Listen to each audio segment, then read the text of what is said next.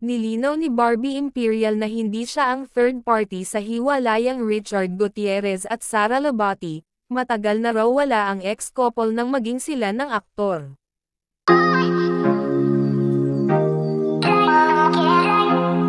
Naikwento ito ni Barbie sa panayam sa kanya ng Inspires blog na in-upload bago maghating gabi ng Martes, February 3.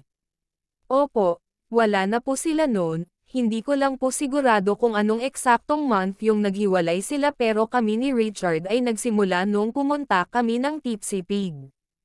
Kasi I'm part of the owner kasama si Neil Arce, tapos pumunta rin po si Richard to support Neil at doon po nagkakilala na kami at may video na nga kaagad, nagchichikahan pa lang kami noon. Tapos kinaumagahan ang dami nang nagagalit sa akin, which is for me naman is also valid dahil they shared 11 beautiful years, bilang mag-asawa, at kung netizen ka na nakikita mo, magtataka ka nga, pahayag ng aktres. Dagdag pa, kung anuman po yung rason ng hiwalayan nila, Richard at Sara, ay masasabi ko po at alam ng Diyos na hindi po ako yon, at silang dalawa lang ang makakaalam. At saka kung inagaw ko si Richard kay Sara ay magagalit talaga sa akin or may sasabihin siya about me, at saka kung ako rin ang inagawan magagalit talaga ako at ipopost ko pa. Natawang sabi ng aktres. At pag nagkasabay daw sina Barbie at Sara kay Doc Ivy sa klinik ay nginingitian nila ang isa't isa. Naibahagi naman ni OJ na base sa pagkakakilala niya kay Richard ay hindi ito sumasideline kapag nasa isang relasyon at gayon din daw si Barbie na wala ring balitang nangaliwa. Naikwento rin ni Barbie na kapag in love siya ay talagang in love, pero kapag nakikita niyang toxic na ang relasyon ay iniiwan na niya, pero bago naman mangyari ay talagang binibigyan niya ng 2 buwan para magbago. Isi-set ko sa mind ko na, wait lang binabaliw ako nito, na pag hindi ito nagbago sa deadline ay umalis ka na kasi Tito OG, hindi ako pwedeng mabaliw kasi breadwinner ako saka hindi ko alam kung anong mangyayari sa career ko, katwiran ni Barbie. Pero inamin din ng dalaga na naghahabol din siya, most of the time naghahabol ako sa ex-boyfriends, pero si Richard hindi ko hinabol. Natutunan daw ni Barbie sa past relationship niya na dapat hindi na siya ang naghahabol and for the record ay wala raw siyang binalikan na ex.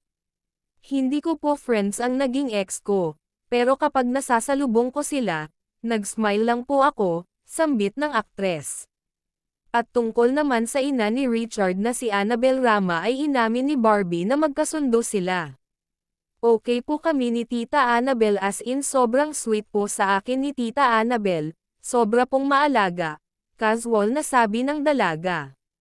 Nabanggit ni OJ na pinupuri siya ng mommy ng boyfriend niyang si Richard, dahil maalaga siya sa aktor at nagustuhan din ang pa-surprise birthday party ni Barbie, kasama ang buong pamilya nito.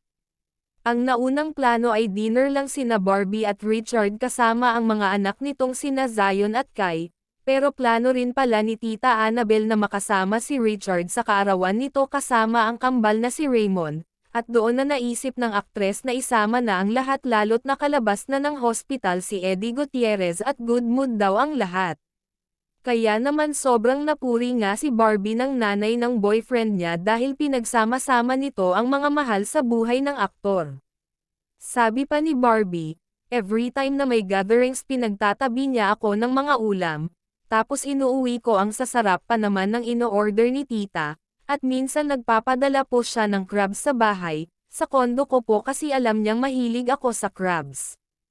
Pero inamin ni Barbie na nung bago pa lang sila ni Chard ay ang mommy nito kaagad ang naisip niya.